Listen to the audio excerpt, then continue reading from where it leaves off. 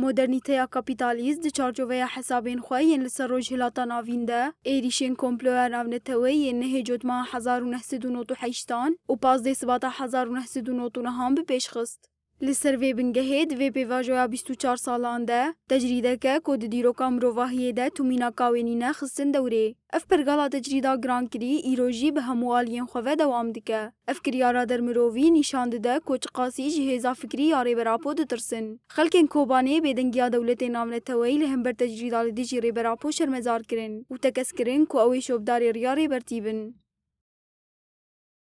او دولت هانا کو به دنگ لهامر به تجریده چاو دوی خواگرتی ام شرمزار دکن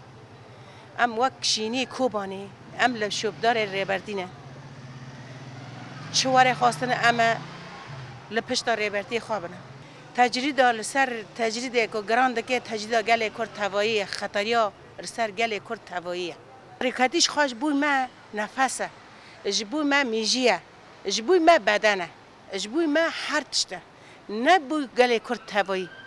جبوی گلان ای بندست ای کو بی مافو بی حق او سروک و کسانه هروها خلکن کوبانی دیار کرن کوش برتر صادج منج بلاف بونا فکر و فلسفه یاری بر عبدالله اوجلان تجریده گران تردکه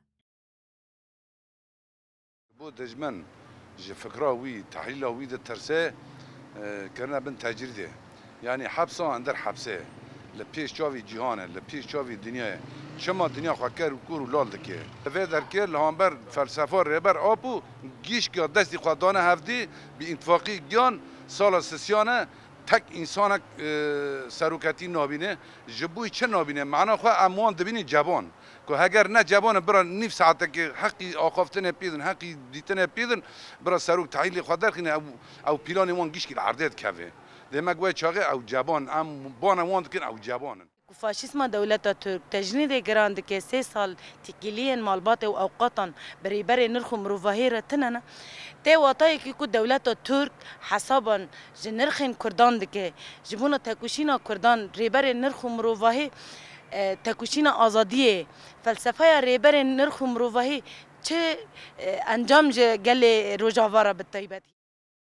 برای عبدالله اوجلان محمد اوجلان و وصیوی مظلوم دینچ جبو هفدیتنه ده جارکدن سریل سردوزگریا کوماره یا بورسایه و مدیریت آگرتیگه ها امرالیه دان و وکی هر جار دخوازین وان ببرسفمان.